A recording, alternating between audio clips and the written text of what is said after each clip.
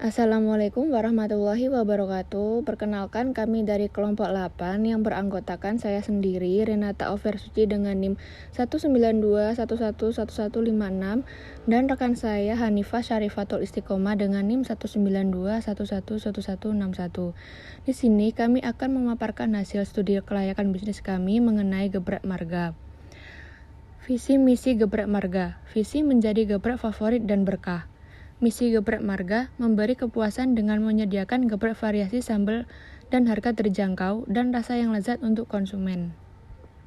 Latar belakang geprek marga. Timbul gagasan atau penemuan ide berawal dari pemilik usaha yang menyukai geprek dan berkeinginan untuk memiliki usaha geprek sendiri dengan beberapa varian sambal. Terlebih pemilik usaha melihat peluang dari lokasi pasar yang belum ada usaha geprek. Geprek marga mulai dirintis pada akhir bulan Maret 2022 dengan menyediakan variasi sambal yang bisa dipilih dengan konsumen sesuai selera. Variasi tersebut yaitu sambal bawang, sambal ijo, dan sambal mata dengan harga 10.000 untuk geprek sambal bawang dan sambal ijo, dan 12.000 untuk geprek sambal mata. Yang selanjutnya aspek hukum.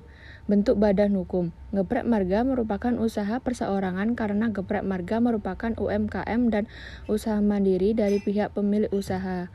Izin menjalankan usaha.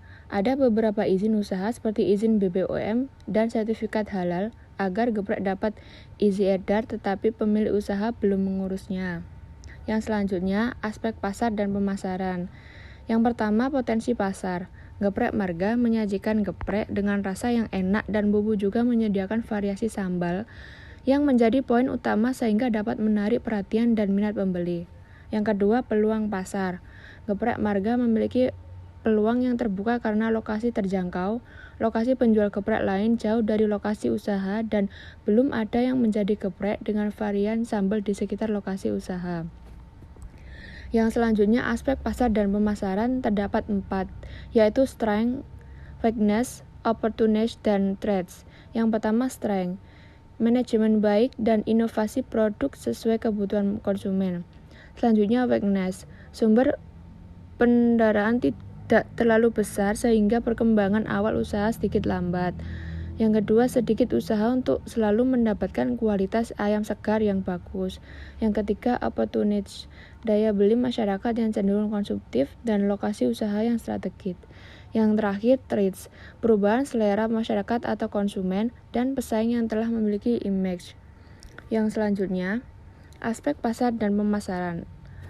Terdapat 4, yaitu produk, promotion, price, dan place. Yang pertama, produk. Produk dihidangkan dengan rapi dan higienis.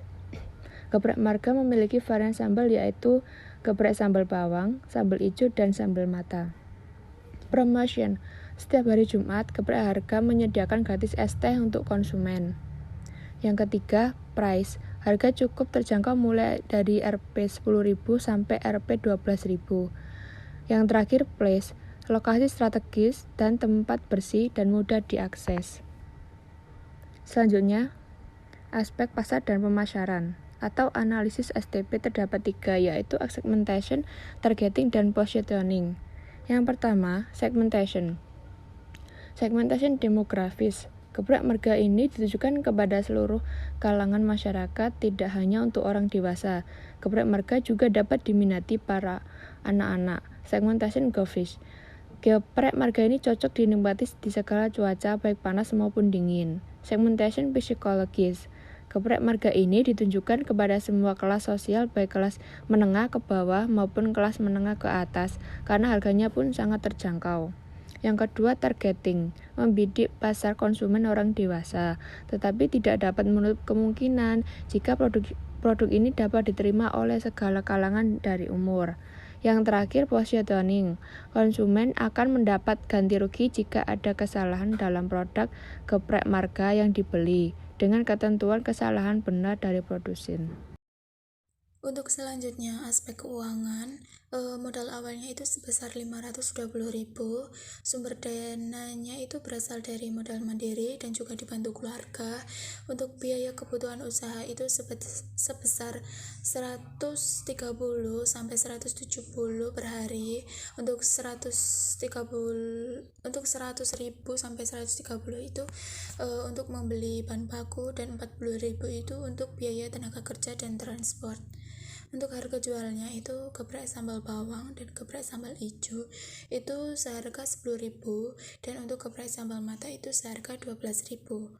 Untuk perkiraan keuntungan dengan modal 130 sampai 170.000 per hari dengan harga jual minimal per porsi 10.000 dengan target penjualan minimal 25 porsi, itu keuntungan minimal per harinya adalah 80.000. Untuk selanjutnya, aspek teknis dan operasi.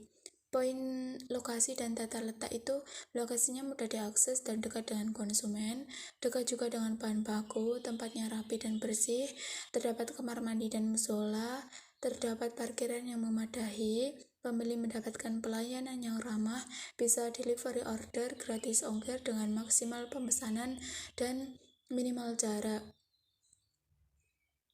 Untuk teknologi yang digunakan saat ini, pemesanan itu melalui hanya Instagram dan WhatsApp.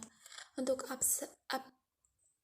aspek manajemen dan operasi, poin perencanaan, Geprek Marga menargetkan minimal menjual 25 porsi dan menjadikan Geprek Marga sebagai geprek favorit juga berkah. Untuk poin perorganisasian, pemilik usaha yang turun langsung membuat geprek dan satu tenaga kerja yang bagian plating dan pesan antar bila ada.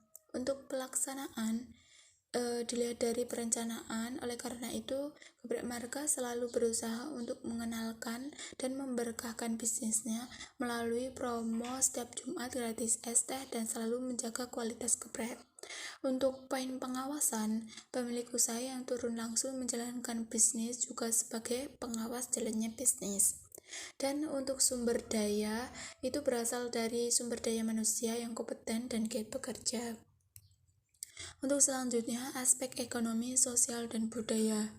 Dengan adanya Geprek Marga ini memberikan kesempatan pada masyarakat untuk mendapatkan pekerjaan karena Geprek Marga membuka lapangan kerja baru.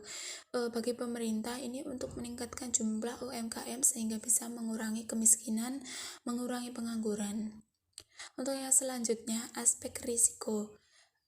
Poin resiko real itu dialami pelaku usaha ketika gepreknya tidak habis terjual. Untuk resiko psikologis, dialami pelaku usaha ketika ada rasa kurang percaya diri saat hanya ada 3-4 pembeli dalam sehari yang membuat mental down. Untuk poin yang selanjutnya, analisis masalah dan dampak lingkungan. Untuk poin pengelolaan kebersihan, itu ada pemisahan sampah organik dan non-organik. Sampah organik itu sisa lalapan akan dibuang ke sawah sebagai pupuk, dan sampah non-organik akan dibuang ke TPS. Untuk masalah terhadap lingkungan, sejauh ini belum ada masalah yang ditimbulkan. Kesimpulan dari studi kelayakan bisnis ini ialah geprek merupakan usaha yang banyak diminati karena memang praktis. Untuk geprek marga sendiri merupakan usaha geprek yang berbeda dengan menyajikan varian sambal. Hanya saja pemesanan kurang meluas karena hanya menggunakan Instagram dan WhatsApp. Untuk itu, pemesanan bisa menggunakan aplikasi pesan antar agar dapat menjangkau banyak konsumen. Untuk rekomendasi, menurut kami Geprek Marga layak ada, layak untuk dijual, layak untuk dikonsumsi karena selain dari kualitas rasa, dari segi penentuan lokasi pun terbilang bagus dan cukup menjanjikan. Dari segi penentuan harga juga bagus karena masih standar dari penjualan geprek. Lalu untuk bahan baku itu juga terjamin mutunya. Terima kasih dari kami. Kurang lebihnya mohon maaf. Wassalamualaikum warahmatullahi wabarakatuh.